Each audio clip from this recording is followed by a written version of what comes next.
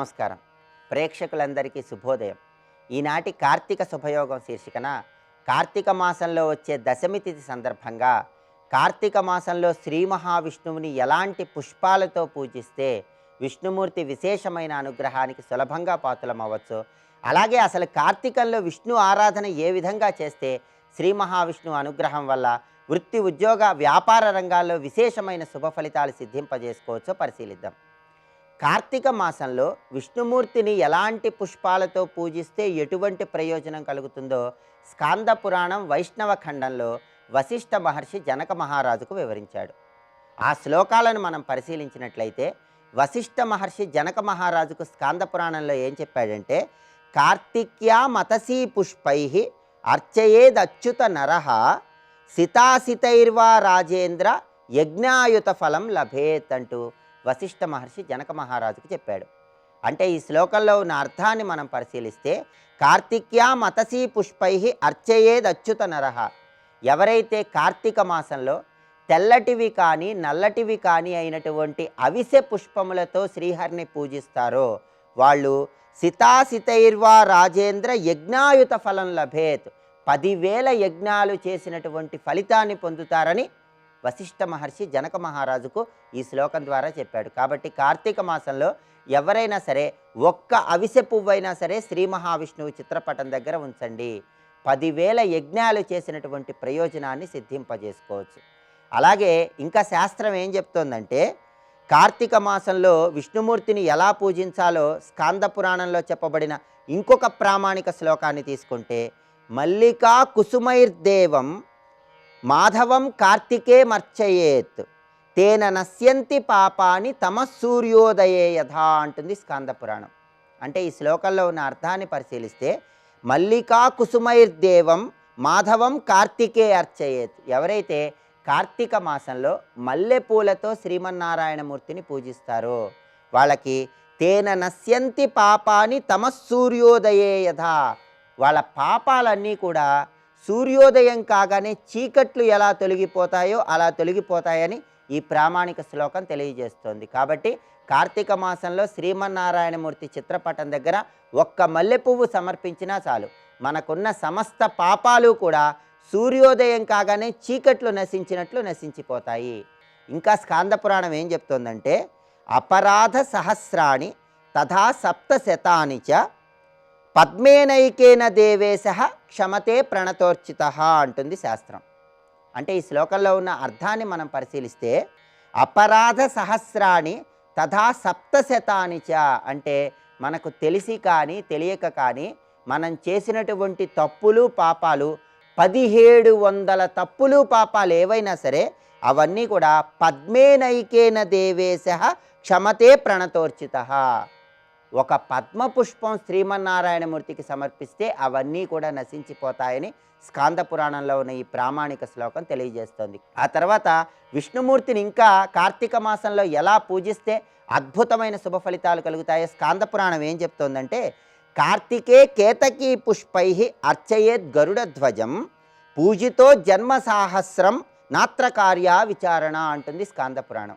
ఈ శ్లోకంలో ఉన్న అర్థాన్ని తీసుకుంటే, కార్తికే కేతకీ పుష్పై అర్చయేద్ గరుడధ్వజం అంటే కార్తీక మాసంలో కేతకీ పుష్పములతో అంటే మొగలి పువ్వులతో ఎవరైతే ఆ గరుడధ్వజుడైనటువంటి శ్రీమన్నారాయణమూర్తిని పూజిస్తారో వాళ్ళకి పూజితో జన్మ సాహస్రం నాత్రకార్య విచారణ, 1000 జన్మలు శ్రీమన్నారాయణమూర్తిని పూజించిన ఫలితం కలుగుతుందని ఈ శ్లోకంలో ప్రామాణికంగా స్కాంద పురాణంలో చెప్పడం జరిగింది. కాబట్టి ఒక మొగలి పువ్వు శ్రీమన్నారాయణమూర్తి చిత్రపటానికి కార్తీక మాసంలో సమర్పిస్తే 1000 జన్మలు స్వామివారిని పూజించిన ఫలితం కలుగుతుంది.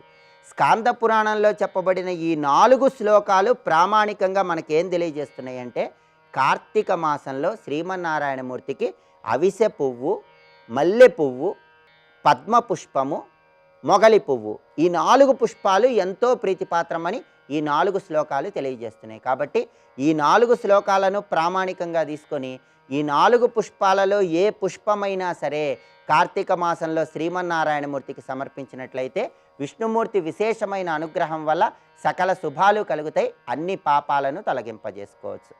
రేపటి కార్తీక శుభయోగం శీర్షికన ఉత్తాన ఏకాదశి సందర్భంగా ఎలాంటి విధి విధానాలు పాటించాలో తద్వారా ఎలాంటి ప్రయోజనాలు సిద్ధింపజేసుకోవచ్చో పరిశీలిద్దాం. నమస్కారం. బ్రహ్మ కడిగిన పాదము బ్రహ్మముతాని పాదము బ్రహ్మ కడిగిన పాదము. దేవకార్యాదపి మునే పితృకార్యం విశిష్యతే. గట్టి మాట చెప్పుకున్నాడు.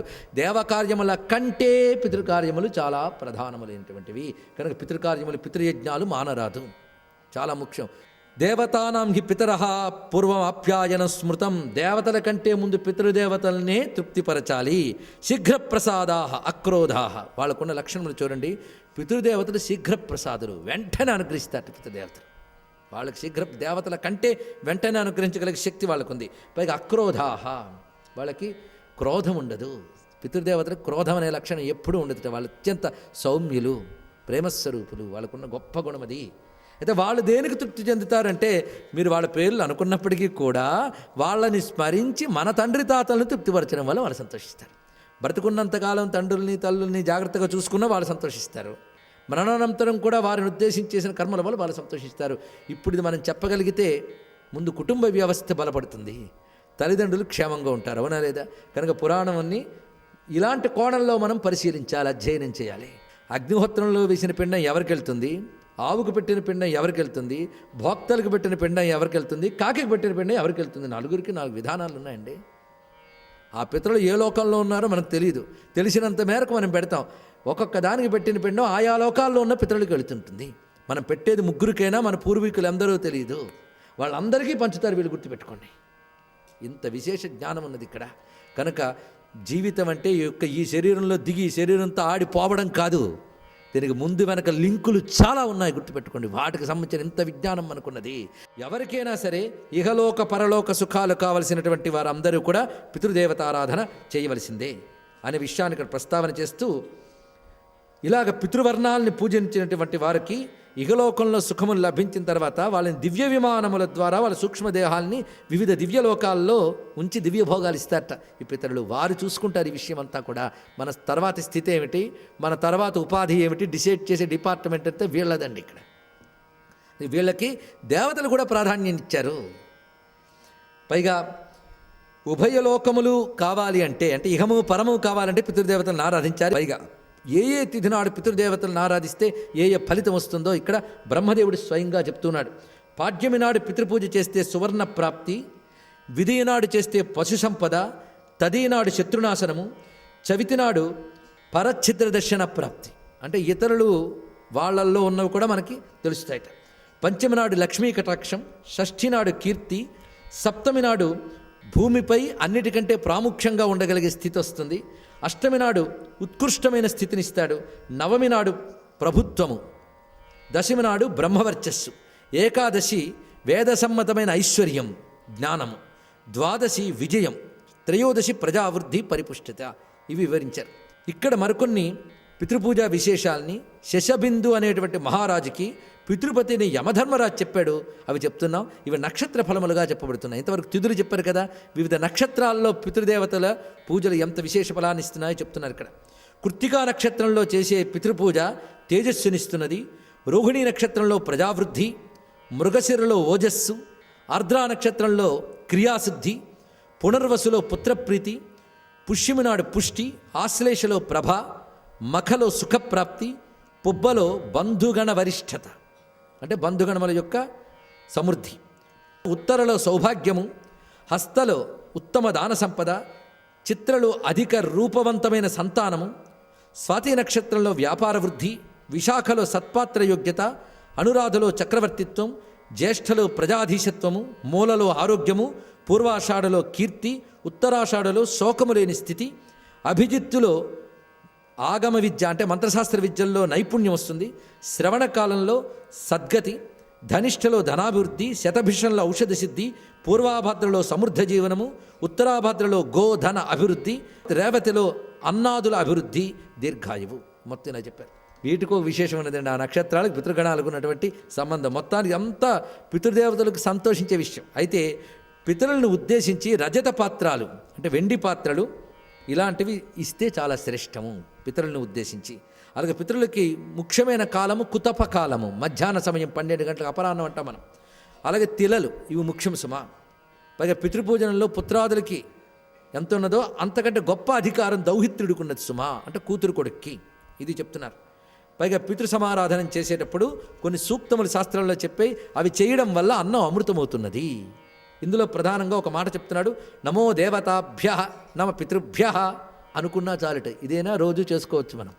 అది సూర్యమండలాన్ని చూస్తూ చేస్తే ఇంకా మంచిది. ఎందుకంటే అంత ఆ సూర్యుడి నుంచి వచ్చిన వాళ్ళు ఆదిత్యులు అని దేవతలకు పేరండి. ఆదిత్యులు, ఆయన ఆదిత్యుడు. అందుకే గొప్ప మాట అంటారు అప్పయ్య దీక్షితుల వారు. ఏమనంటే దేవతలందరికీ ఆదిత్యులు అని పేరుంది, కానీ అందులో ప్రత్యేకంగా ఎవడికి ఆదిత్యుడు అని పేరు లేదు, ఒక సూర్యభగవానికి తప్ప. అంటే అర్థం ఏంటి? సమస్త దేవతాత్మకుడు ఆయన కనుక పితృదేవతలు కూడా ఆయనే. పితరో వసవస్సాధ్యాయశ్వనో మరుతో మనుహు. రండి, ఈ దేవగణముల విజ్ఞానం అంతా ఆదిత్య హృదయంలో ప్యాక్ చేసి పెట్టించాడు వాల్మీకి మహర్షి. అగస్త్య మహర్షి ఇంకా మాట్లాడితే కనుక మన దేవతల గురించి మీకు తెలియాలంటే ఆదిత్య హృదయం బాగా చదవండి. అందులో పితర వసవ సాధ్య యశ్వనో మరుతో మనుగు వాయురు వన్ని ప్రజా ప్రాణ మృతుకర్త ప్రభాకర, అక్కడ చెప్పారు. ఇదంతా దేవగణం. అందులో పితర ముందు పితరుల గురించి చెప్పారు. పితరో వసవ ముందు వాళ్ళేనండి, తర్వాత మిగిలిన వాళ్ళ గురించి. కనుక పితృగణములకు అంత ప్రాధాన్యం ఉంది. వాళ్ళు కూడా ఆదిత్య మండలంలోంచి మనల్ని అనుగ్రహిస్తారు. అందుకే ఆదిత్యుడు మంచి స్థితిలో ఉన్నప్పుడే పితృపూజ చేయాలి. కుతపకాలం ఆయన చక్కని చండలక్షణంలో ఉంటాడు ఆ సమయంలో. అందుకే అంత ప్రాధాన్యం అన్నది. కనుకనే ప్రతివారు కూడా చేయగలిగినవి మనం ఎప్పుడు చేయాలి. శాస్త్రం చెప్పినంత వరకు చెయ్యలేనివేవో ఉంటాయి మనకు తెలియదు. తద్దోష పరిహారార్థం మనం ప్రాతకాలంలో సంధ్యావందనాధికారులు చేసుకుని సూర్యమండలాన్ని చూస్తూ ఈ శ్లోకం చేసుకోవచ్చు, నమో దేవతాభ్య పితృభ్య అని. ఇంకా పూర్తి శ్లోకం కూడా శాస్త్రంలో మరొక చోట కనబడుతున్నది. నమో దేవతాభ్య పితృభ్యశ్చ నమ యోగిభ్యయేవచ నమ స్వధాయై స్వాహాయై నిత్యమేవ నమో నమః. ఇదండి మంత్రం.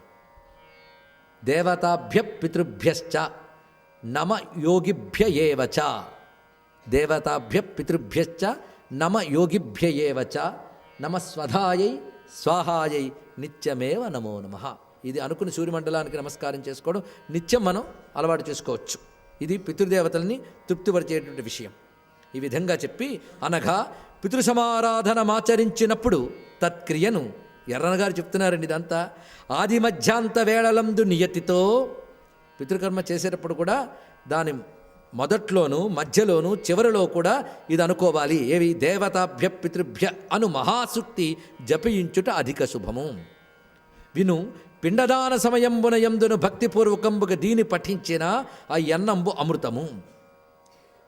పైగా ఇది పఠించి చేయడం వల్ల అనేక అశ్వమేధయాగములు చేసిన ఫలితం వస్తుంది. మరి అంత చక్కటి మంత్రాన్ని మనం ఇప్పుడు చెప్పుకున్నాం.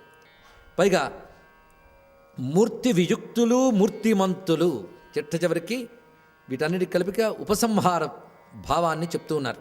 మూర్తి వియుక్తులు మూర్తిమంతులు పరిజ్ఞానులు యోగ వీక్షణులైన ప్రభులు.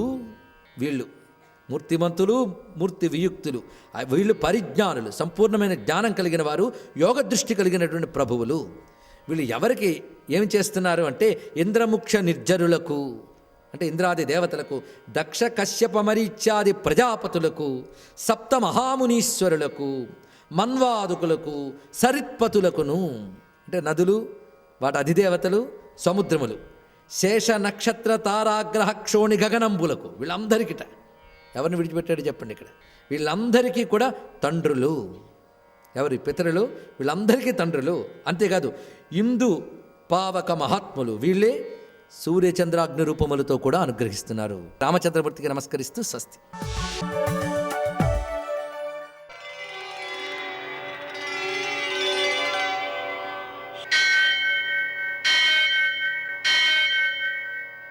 सहस्रशीरुषं देवं विश्वाक्षं विश्वशम्भुवं विश्वं नारायणं देवमक्षरं परमं पदं विश्वतः परमां नित्यं विश्वं नारायणगुं हरिं विश्वमेवेदं पुरुषस्तद्विश्वमुपजीवति पतिं विश्वस्यात्मेश्वरगुं शाश्वतगुं शिवमच्युतम् नारायणं महाज्ञेयं विश्वात्मानं परायणम्.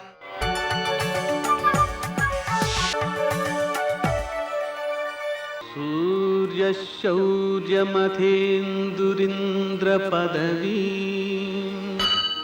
सन्मङ्गलं मङ्गलम् మర్కటేశ మహోత్సాహ సర్వశోక వినాశన శత్రువున్ సంహరమాం రక్ష శ్రీయందాపయమే ప్రభో. నేటి కాలమాన విశేషాలను గమనిద్దాం. స్వస్తి శ్రీ చాంద్రమాన శార్వరినామ సంవత్సరం, దక్షిణాయనం, శరదృతువు, కార్తీక మాసం, శుక్లపక్షం, మంగళవారం. సూర్యోదయం 6:29, సూర్యాస్తమయం 5:35. తిథి దశమి రాత్రి 2:43 వరకు. నక్షత్రం పూర్వభాద్ర మధ్యాహ్నం 3:33 వరకు. వర్జం రాత్రి 2:16 నుంచి 4:03 వరకు. దుర్ముహూర్తం ఉదయం 8:42 నుంచి 9:27 వరకు. మరల రాత్రి 10:45 నుంచి 11:37 వరకు. అమృతకాలం ఉదయం 6:44 నుంచి 8:30 వరకు. రాహుకాలం మంగళవారం కాబట్టి మధ్యాహ్నం 3 నుంచి 4:30 వరకు. అష్టక వరకు రీత్యా శుభప్రదమైన సమయం ఉదయం 11:55. నేటి విశేషం మంగళవారం. మంగళవారం కార్తీక మాసం. కార్తీక మాసం సందర్భంగా ఏకభుక్తం చేయడం కానీ లేదా రాత్రి భోజనం చేయడం కానీ చేయవచ్చు. రక్తవ్రతం అంటారు దాన్ని. అంతేకాకుండా మంగళవారం కాబట్టి మనం రుణమోచక అంగారక స్తోత్రాన్ని జపించుకోవడం ద్వారాను, రుణమోచక గణేశ స్తోత్రాన్ని జపించుకోవడం ద్వారాను, రుణమోచక నృసింహ స్తోత్రాన్ని జపించుకోవడం ద్వారాను, కనీసం శ్రీ గణేశ రుణంచింది అనే మంత్రాన్ని జపించుకోవడం ద్వారాను, అప్పులు తీర్చడం ద్వారాను మనకు అప్పులు తొందరగా తీరుతాయి. వ్రణమోచక అంగారక స్తోత్రాన్ని జపించుకోవడం ద్వారా ఆరోగ్యం తొందరగా సిద్ధిస్తుంది. విశేషించి మనం గుర్తుపెట్టుకోవాల్సిన అంశం ఒకటి ఉందండి. మనకు కార్తీక మాసంలో వన సమారాధన అని చేస్తుంటారు, వనభోజనాలు. ఈ వన సమారాధన మాసం చివరిలో ఎప్పుడో చేస్తుంటారు, ఏ ఆదివారం కలిసి వచ్చిందని. కానీ ఆదివారం నాడు ఉసిరి చెట్టు కింద తినడం మంచిది కాదు. ఒకటి, ఉసిరికాయ అనేటువంటిది ఆదివారం వినియోగించకూడదు. అది దానానికి వాడచ్చు, తినడానికి వాడకూడదు. అయితే ఈ ఉసిరి చెట్టు కింద భోజనం చేయడం కూడా ఆదివారం అంత శ్రేష్టం కాదు. విశేషించి ఉసిరి చెట్టు కింద విష్ణుమూర్తిని పూజించి అక్కడ అందరూ భోజనం చేయడం అనేటువంటిది సంప్రదాయం. ఆ విధంగా చేయడం ద్వారా అన్ని పాపాలు పోతాయి. అయితే అది ఎప్పుడు చేయాలి అంటే శుక్లపక్షంలోనే చేయాలి, పౌర్ణమి లోపలనే చేయాలి. ఇవాళ అప్పుడే దశమి అంటే పౌర్ణమి, కార్తీక పౌర్ణమి వచ్చే లోపల కనుక చేసినట్లయితే అది కార్తీక వ్రతానికి సంబంధించినటువంటి వనభోజనం అవుతుంది. కృష్ణపక్షంలో చేస్తే అంత ఉత్తమ ఫలితం రాదు. అందుకని మనం శుక్లపక్షమే కాబట్టి ఇంక 5 రోజులే ఉంది కాబట్టి 5 రోజుల్లో ఏకాదశి కాకుండా, ఎందుకంటే ఏకాదశి నాడు భోజనం చేయకూడదు, అందువలన ఏ ద్వాదశి నాడో చేయవచ్చు అనమాట. అలా కనుక మనం చేసినట్లయితే అది చాలా ఉత్తమమైన ఫలితాలను ఇస్తుంది. పౌర్ణమి దాటకుండా చేయడం ఈ వనభోజనానికి ప్రత్యేకత. నేటి ఆణిముత్యాలు.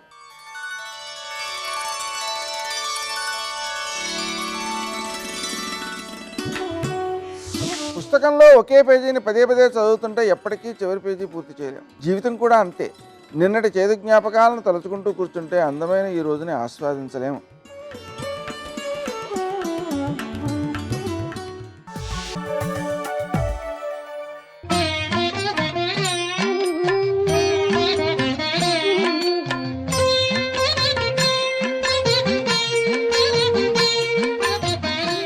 ఓం నమో నారాయణాయ. ఓం నమః శివాయ. శ్రీ కార్తీక దామోదరాయ నమః. ఈరోజు హరిహరాత్మకమైనటువంటి కార్తీక మాసరీత్యా మంగళకరమైన మంగళవారం. ఈ మంగళవారం అనగానే ఆంజనేయ స్వామి వారు మనకి మనసు నిండా తలుచుకోవడం జరుగుతుంది. ఈయన శివాంశ సంభూతుడు కాబట్టి కార్తీక మాసంలో శ్రీ హనుమతే నమః అంటూ ఎవరైతే 11 సార్లు జపించి స్వామివారికి వలసినటువంటి పూజాది కార్యక్రమాలు నిర్వహిస్తారో ఆంజనేయ స్వామి మనోజవం మారుతతుల్య వేగం అన్న సందంగా అద్వితీయమైనటువంటి ప్రభావాన్ని జీవితానికి ప్రసాదిస్తాడు. పంచముఖ ఆంజనేయ స్వామివారి పూజ ఈ కార్తీక మాసంలో ఎవరైతే నిర్వహిస్తారో మంగళవారం నాడు మన్య సూక్త పారాయణతో పాటుగా బడబాలన స్తోత్ర పారాయణం ఎవరైతే నిర్వహిస్తారో వారికి పట్టినటువంటి ఏలినాటి శని, అర్ధాష్టమ శని మొదలైనటువంటి గ్రహచార రీత్యా సంభవించే ఉపద్రవాలన్నీ కూడా పటాపంచలైపోవటానికి ఈ కార్తీక మాసం సహకరిస్తుంది సుమా అని చెప్పేసి గుర్తెరగాలి. కార్తీక మాసంలో మంగళవారం నాడు ఆచరించేటువంటి ఆ హనుమంతుని యొక్క పూజాది విధానాల్లో లాంగూల పూజ కూడాను విశిష్టవంతమైన ప్రభావాన్ని ఇస్తుంది. ఆంజనేయ స్వామి వారి యొక్క తోకకు ప్రతినిత్యం కూడాను సింధూరాన్ని వ్రాసి కింద నుంచి పై వరకు కూడాను ఎరుపు రంగు బొట్లు, కుంకుమ బొట్లు పెట్టి జై బజరంగ బలి అని చెప్పేసి అనుకుంటేనే చాలు. ఆ బజరంగ బలి అద్వితీయమైన ధైర్యాన్ని, సాహసాన్ని మనకు ప్రసాదించి అనేక ప్రకృతి నుంచి సంభవించే రుగ్మతల, అనారోగ్యాల నుంచి బయలుపడటానికి కూడా ఈ కార్తీక మాసంలో ఆచరించేటువంటి హనుమంతుల వారి యొక్క లాంగూల పూజ సహకరిస్తుంది సుమా అని చెప్పేసి భావించాల్సి ఉంటుంది. ఇంత విశేషకరమైనటువంటి ఈ మంగళవారం నాడు కార్తీకంలో ఆచరించే ఆంజనేయ స్వామి వారికి అప్పాలు, చిన్ని చిన్ని గారెలు, అరటిపండ్లు నైవేద్యంగా సమర్పించి అందరికీ కనుక పంచినట్లయితే ఎనలేని అదృష్టం తప్పనిసరిగా కలిగింపచేస్తాడు ఆ అంజనీసుతుడైనటువంటి ఆంజనేయ స్వామివారు. ఈ యొక్క శివాంశ సంభూతుడైనటువంటి స్వామి కార్తీక మాసంలో ప్రతి ఒక్కరిని కూడాను అనుగ్రహిస్తాడు అని చెప్పేసి చెప్పక తప్పదు. సర్వే జనా సుఖినో భవంతు.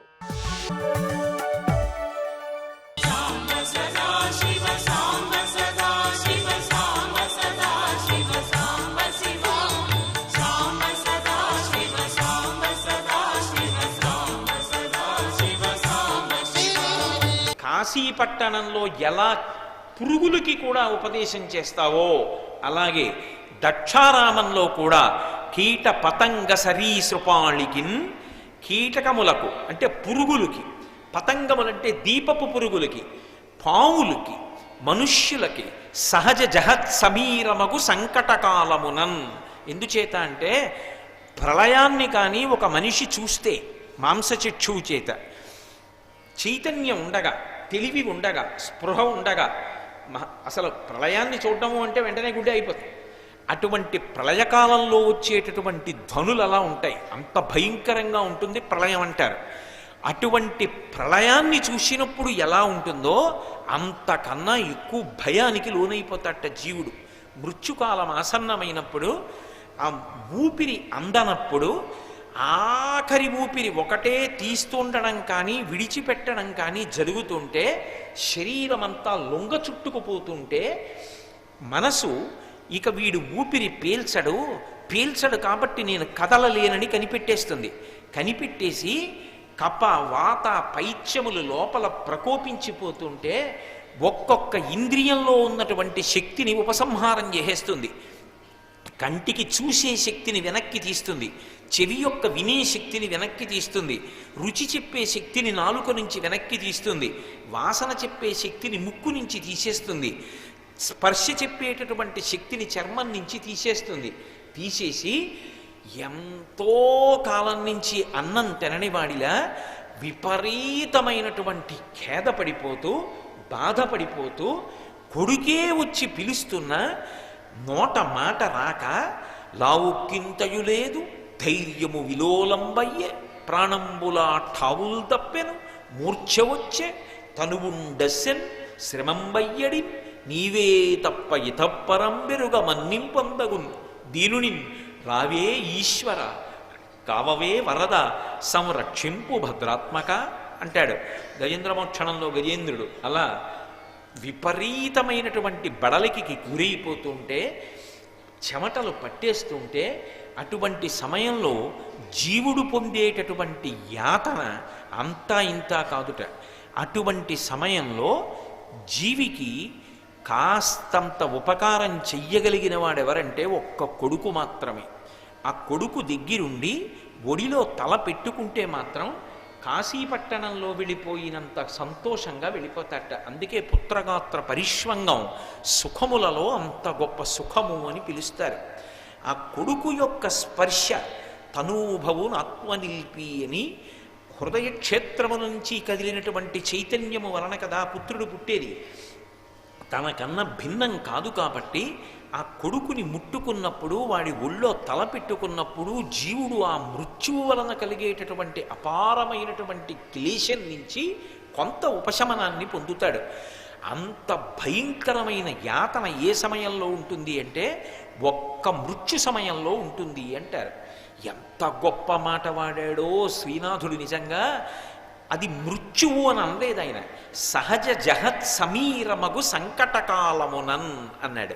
ఒక చోట మృత్యువుని చెప్తే కాశీపట్టణంలో పెద్ద నిద్రకు మాగన్ను పెట్టువేళ అన్నాడు ఒకసారి. ఇక్కడ చెప్పవలసి వస్తే సహజ జహత్ సమీరమగు సంకటకాలమునన్ అన్నాడు. అది తప్పించుకోగలిగింది కాదయా, చాలా సహజం. ఆకలి ఎంత సహజమో, దాహం ఎంత సహజమో, జర అంటే వృద్ధాప్యం ఎంత సహజమో, శోకం ఎంత సహజమో, మోహం ఎంత సహజమో, మృత్యువు కూడా అంత సహజము. మర్త్యలోకంలో ఉన్నవాడు శరీరాన్ని వదిలిపెట్టవలసిందే, ఏదో ఒక రోజున ఆ క్లేశాన్ని పడవలసిందే. కానీ ఒక్క దక్షారామంలో మాత్రం అనుగ్రహిస్తాట. ఎందుచేత అంటే పార్వతీదేవికి శాసనమిచ్చాడు, కాశీపట్టణంలో నువ్వు ఎలా వెళ్ళి పవిట కొంగు వీస్తావో దక్షారామమునందు నువ్వు అలా పవిట కొంగు వీచాలి. ప్రాణోత్క్రమణమవుతున్నటువంటి ప్రాణికి. నా తల్లి జగదంబ ఆవిడే నడిచి వస్తుంటే, ఆవిడ గజ్జెల చప్పుడు వినపడుతుంటే, ఆవిడ పాదముల యొక్క దర్శనం అవుతుంటే, ఆమె వంగి పవిట కొంగుతో విసురుతుంటే ఇంకా మృత్యువు యొక్క క్లేశాన్ని పొందేవాడెవడు ఉంటాడు? ఆంతరమునందు జీవుడు గొప్ప సంతోషాన్ని పొందుతాడు. నోట మాట రాకపోయినా ఆ మనసు మూట కట్టుకుని ఇంద్రియ శక్తుల్ని పట్టుకుని వెళ్ళిపోతున్నా ఆ తల్లి యొక్క పవిట కొంగు గాలి తగులుతుంటే గొప్ప ఉపశాంతిని పొందుతాడు. పొంది ఆ సమయంలో పరమేశ్వరుడు వచ్చి సహజ జగత్ సమీరమగు సంకట కాలమునన్ కీట పతంగ సరీసృపాళికిన్, అవి పురుగులు కానివ్వండి, దీపపు పురుగులు కానివ్వండి, పాములు కానివ్వండి, మనుష్యులు కానివ్వండి, ఎవరైనా సరే ఆయనకు అనవసరం. అది జీవి, దానికి ప్రాణోత్క్రమణం అవుతోంది. అప్పుడు వీనులందనుగ్రహమునరించు, ఆ చెవులలో అనుగ్రహం చేస్తాట. దేన్ని? మధురంబగుతారక మంత్రరాజమున్, పరమమధురాతి మధురమై. అదేదో చెవిలో పడినప్పుడు కర్ణకఠోరంగా ఉండేటటువంటి ధ్వని కాదు, మధురంబగుతారక మంత్రరాజమున్. ఓంకారాన్ని ఆదియందున్నదే ప్రణవము, అసలు ఆ ప్రణవము ఆయన నుంచే పుట్టింది. అటువంటి ప్రణవాన్ని తారకంగా ఆయన కుడి చెవిలో వంగి ఉపదేశం చేస్తుంటే ఆయన నోటిలోంచి వస్తున్నటువంటి ప్రణవనాదాన్ని వింటూ అపారమైనటువంటి సంతోషాన్ని పొందుతూ అలా పడిపోగానే దక్షారామంలో జీవుడు ఒక అద్భుతాన్ని పొందుతాట. సరే, పార్థివ శరీరం అక్కడే ఉంటుంది, జీవుడేమవుతాడు అంటే ఋషుల యొక్క ప్రార్థనకి దక్షారామ క్షేత్రంలో భీమనాథుడు అనుగ్రహించినటువంటి ఒక గొప్ప వరం. అందుకని సద్య కైవల్య విభవ సౌలభ్యంబున్, వాళ్ళు అడిగినటువంటి మాటలు అంత గొప్పగా అడిగారు. కైవల్య విభవ సౌలభ్యంబున్, అంత సౌలభ్యంతో కైవల్యం కావాలి మాకు. కైవల్యం అంటే ఇక మళ్ళీ పుట్టవలసిన అవసరం ఉండకూడదు. ఇక మళ్ళీ ఏదో శాస్త్రం చదువుకున్నవాడిగాను ఇంకొకటిగాను కొద్దిగా ప్రారంధం ఉండిపోయిందని పుట్టడమో వీల్లేదు. అందుకే కైవల్యం అద్వైత సంప్రదాయానికి సంబంధించినటువంటి మాట. ఇక ఆ చివర ఆ శరీరం విడిచిపెట్టేటప్పుడే కర్మ అంతా దగ్ధమైపోయి సంచితము ప్రారంధము ఆగామి ఇవేమీ లేకుండా ఇక మళ్ళీ పుట్టవలసినటువంటి అవసరాన్ని తొలగతోసేసుకుంటాడు. తొలగతోసేసుకున్న కారణం చేత శరీరాన్ని విడిచిపెడుతున్నప్పుడు అది ఎక్కడ కానివ్వండి, ప్రాణే కానండి, శరీరం విడిచిపెడుతోంది కానండి, సహజ జహత్ సమీరమగు సంకట కాలమే కానివ్వండి, అపవిత్రమైన ప్రదేశంలో శరీరం విడిచిపెట్టాడు కాబట్టి అక్కడ నేను ఉపదేశం చేయడం కుదరదు. ప్రణవం అనేటటువంటిది అంత శక్తివంతం కాబట్టి నేను అక్కడికి వెళ్ళి ఉపదేశం చేయను. దక్షారామమే అయినా ఈ ప్రదేశాలకి నేను వెళ్ళనన్న నియమాన్ని శంకరుడు పెట్టుకోలేదు. అది సౌలభ్యం. అందుకని సద్య కైవల్య విభవ సౌలభ్యంబున్ అన్న మాట అడిగారు వాళ్ళు. నువ్వు ఏ విధమైనటువంటి తారతమ్యాన్ని పాటించడానికి వీల్లేదు. అందుకే ఒక్క దక్షారామ క్షేత్రంలో మాత్రం ఒక అద్భుతమైనటువంటి విశేషాన్ని చేస్తాట. ఏమిటి అంటే అఖిల తీర్థ ప్రదేశములు, అడవులు, ఇండ్లు యజ్ఞవాటములు విభేదమించుకొయును లేదు. భీమనాథుని భూమి యందు జంతువులు శంభులగుదురు చచ్చినప్పుడు అన్నాడు శ్రీనాథుడు. చక్కటి తెలుగు వాడాడు, చచ్చినప్పుడు. ఆ చనిపోతున్నప్పుడు ఆయన వచ్చి తారక మంత్రాన్ని ఉపదేశం చేసేటప్పుడు అది పవిత్రమైనటువంటి ప్రదేశమా అపవిత్రమైన ప్రదేశమా అనేటటువంటి భేదభావం ఉండదు. అఖిల తీర్థ ప్రదేశంబులందు, ఎక్కడ తీర్థ ప్రదేశమైనా కావచ్చు. అదేమిటండి అన్ని తీర్థాలు ఉన్నాయా దక్షారామంలో అంటారేమో మీరు. భీమఖండంలో ఆ భీమనాథుని యొక్క వైభవాన్ని చెప్తూ ఒక మాట చెప్తారు. గూఢములు నిగూఢములు గూఢాగూఢంబులగుచు కోటుల సంఖ్యన్. ఒకటి కాదుట, గూఢములు అంటే కనపడకుండా, నిగూఢములు బాగా కనపడకుండా, గూఢాగూఢంబులగుచు కనపడి కనపడకుండా కోటుల సంఖ్యన్ గాఢ మహేశ్వరు భక్తిని రూఢింతీర్థములు కలవు రుద్రునివాటన్. అపారమైనటువంటి పరమశివ భక్తి చేత కొన్ని కోట్ల తీర్థములు వచ్చి దక్షారామంలో ఉంటాయి. సర్వం శ్రీ ఉమామహేశ్వర పరబ్రహ్మార్పణమస్తు. స్వస్తి.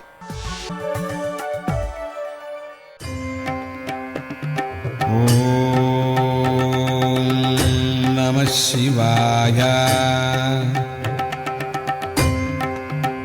ఓం నమః శివాయ.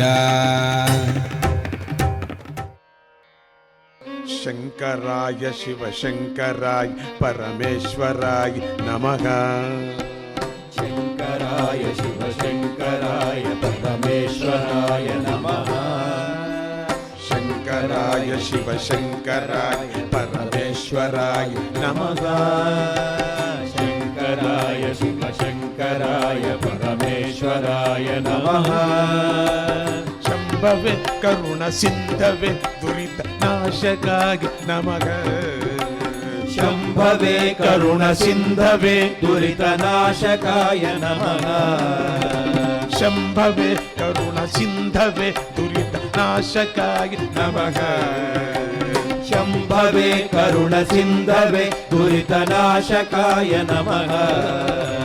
శంకరాయ శివశంకరాయ పరమేశ్వరాయ నమః. శంకరాయ శివశంకరాయ పరమేశ్వరాయ నమః. కరుణ సింధవే దురిత నాశకాయ నమః. శంభవే కరుణ సింధవే దురిత నాశకాయ నమః. విష్ణుదూతలు శివశర్మకు ఇంద్రుడి యొక్క అమరావతి నగరాన్ని చూపించి, తరువాత అగ్నిదేవుడి అర్చిష్మతి నగరం. అర్చిష్మతి నగరం అంటే మీ అందరికీ తెలుసు, ఎన్నో మాటలు విన్నారు. దత్త దర్శనంలో తీసుకొని వెళ్ళి అక్కడ అగ్నిదేవుడిని చరిత్రను ఇలా చెప్పారు. నర్మదా నదీ తీరంలో విశ్వానరుడు అనేటువంటి శివభక్తుడైనటువంటి మహర్షి, ఆయన భార్య పేరు సుచిష్మతి. ఆ దంపతులు అచ్చం శివుడు వంటి పుత్రుడే తమకు పుట్టాలనేటువంటి కోరికతో కాశీ క్షేత్రానికి చేరి సిద్ధేశ్వర లింగాన్ని పంచముద్ర మహాపీఠం మీద స్థాపించి తపస్సు చేశారు. ఈ స్థలానికి గొప్ప విశేషం కూడా ఉంది. వికటాదేవి మాత సిద్ధరూపిణి అనేటువంటి పేరుతో ఇక్కడ నివసిస్తూ ఉంటుంది. ఆ తల్లితో పాటు కోరికలను తీర్చే సిద్ధి వినాయకుడు అక్కడున్నాడు. అనేక మందికి ముక్తిని కలిగించినటువంటి వీరేశలింగం కూడా ఇక్కడే ఉంటుంది. మహత్తరమైనటువంటి ఈ ప్రదేశంలో పరమేశ్వరుడు విశ్వానరుడు చేసినటువంటి కఠినమైనటువంటి తపస్సుకు ఎంతో సంతోషించాడు. 8 ఏళ్ల వయసుతో ఎర్రని రంగుతో చిరునవ్వులు చిందిస్తూ బాలరూపంలో దర్శనమిచ్చాడు శివుడు. వారు ఆ బాలశివుణ్ణి చూసి పరమానందాన్ని పొంది అనుభవించి కీర్తించారు. విశ్వానర్ దంపతులు చేసినటువంటి ఈ స్తోత్రానికి అభిలాష్టకమని పేరు. అన్ని కోరికలు తీర్చేటువంటిది. దీన్ని వినాల్సిందే మీరు. దీన్ని వింటే అన్ని కోరికలు తీరుతాయంటారు. ఇది చాలా కష్టం. ఇది కేవలం వింటే చాలు. ఇది కవచాల్లాగా ఉంటుంది. శివ కవచం, విష్ణు కవచం విన్నారే అట్లా ఉంటుంది ఇది. పరమశివుడు ఈ స్తోత్రానికి వారి భక్తికి ఎంతో సంతోషించి నేను మీకు పుత్రుడిగా జన్మిస్తాను. మీ స్తోత్రాన్ని వైశాఖ కార్తీక మాఘమాసాల్లో స్నాన సమయాల్లో పఠించిన వారికి సమస్త ఫలము లభిస్తుంది. అందుకని ఈ స్తోత్రం మనకు కావలసిందే. ఇక ఈ విశ్వానర దేవతలందరికీ ప్రేమైన వాడిగాను శుచి గృహపతి అనేటువంటి పేర్లతో నేను ప్రసిద్ధుడు అవుతున్నానని చెప్పి నా అంశను నీ వంశంలో ప్రవేశపెడుతున్నానని చెప్పాడు. నీ పేరు శాశ్వతంగా నిలిచిపోతుంది. ఎవరైతే నా సన్నిధిలో ఈ స్తోత్రాన్ని పఠిస్తారో వారికి పుత్ర సంతానం కలుగుతుందని వరమిచ్చాడు. దీని వెనకాల ఒక స్తోత్రం ఉంది, మంత్రం. ఆ మంత్రాన్ని ఎవరు పఠిస్తారో పరమాత్ముడే కలలో పుత్రుడుగా కనపడతాడు అని చెప్తారు. శివుడు వరమించినట్లుగానే కొంతకాలానికి విశ్వానర దంపతులకు చక్కని పిల్లవాడు పుట్టాడు. మహర్షులు వచ్చి విశ్వానరుడికి పుట్టినవాడు కనుక ఇతడు వైశ్వానరుడు అని పేరు పెట్టారు, నామకరణం చేశారు. ఈ జాతకాన్ని పరిశీలించి ఇతడు కొద్ది కాలమే జీవిస్తాడు, ఇతడికి ప్రాణగండం ఉంది అని చెప్పి వెళ్ళిపోయారు. మామూలుగా జాతకాలు చూపించుకుంటాం. ఆ మాట విని ఆ తల్లిదండ్రులు ఎంతో బాధపడి బాలుణ్ణి శివుని కొరకు ఆరాధించమన్నారు. కారణజన్ముడైనటువంటి వైశ్వానరుడు మార్కండేయుడు పురాణంలాగా తన 2వ ఏటి నుంచే శివుణ్ణి ఆరాధించడం మొదలుపెట్టాడు. కాశీకి చేరి శివలింగాన్ని ప్రతిష్ఠ చేసి శివ పూజ చేయసాగాడు. ఇతడు భక్తికి స్వామి ప్రత్యక్షమై వరమిచ్చాడు. కానీ బాలుడు నాకు శివానుగ్రహమే చాలు, ఇంకేమీ వద్దు అని అన్నాడు. అందుకు ఇంద్రుడు కోపించి వజ్రాయుధాన్ని ప్రయోగించాడట. అప్పుడు బాలుడు బిగ్గరగా ఓం నమ శివాయని పంచాక్షరి మంత్రాన్ని జపించాడు. నమశివాయ అద్భుత విక్రమాయతే, నమశివాయ అఖిల నాయకాయతే, నమశివాయ అమృత హేతవే నమః అనే మంత్రాన్ని పాడుతూ వెంటనే పరమేశ్వరుడు ప్రత్యక్షమై, ఓ వైశ్వానర, నీ భక్తికి పరీక్షించుట కోసమే నేను ఇంద్ర రూపంలో వచ్చాను.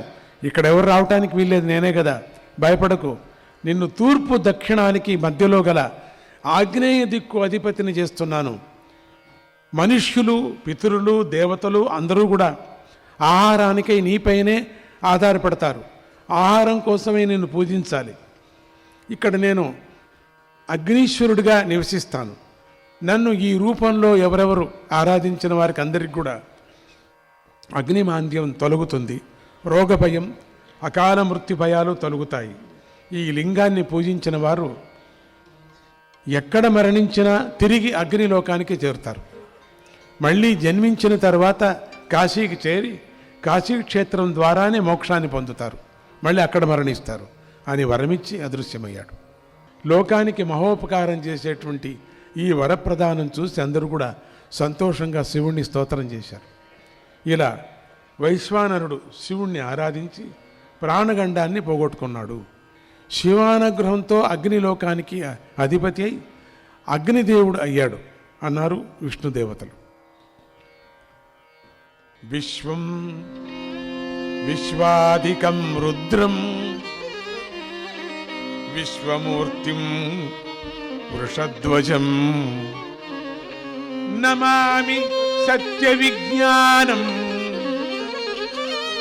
హృదయాకాశ మధ్యగం.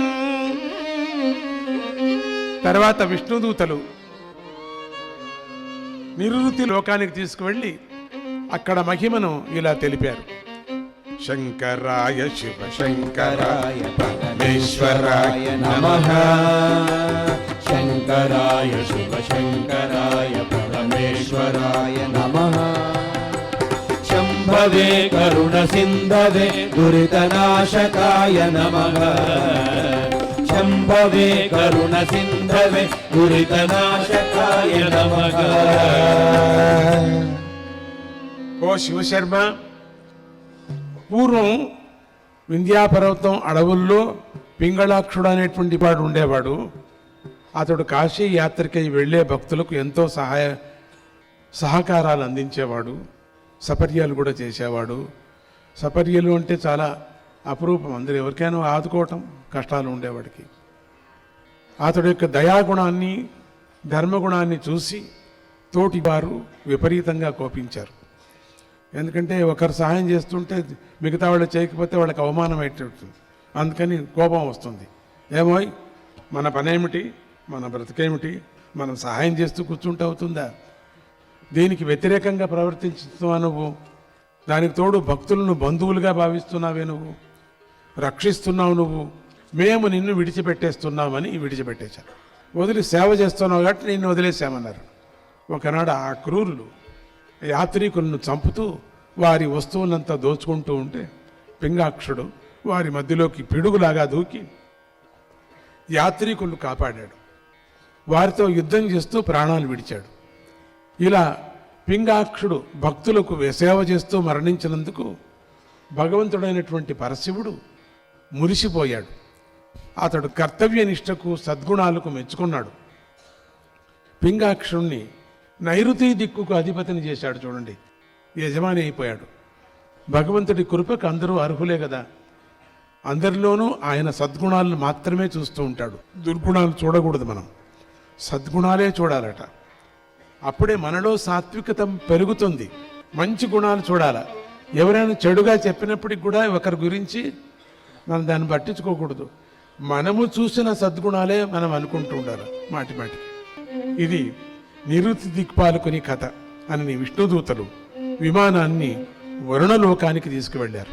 ఓం నమః శివాయ.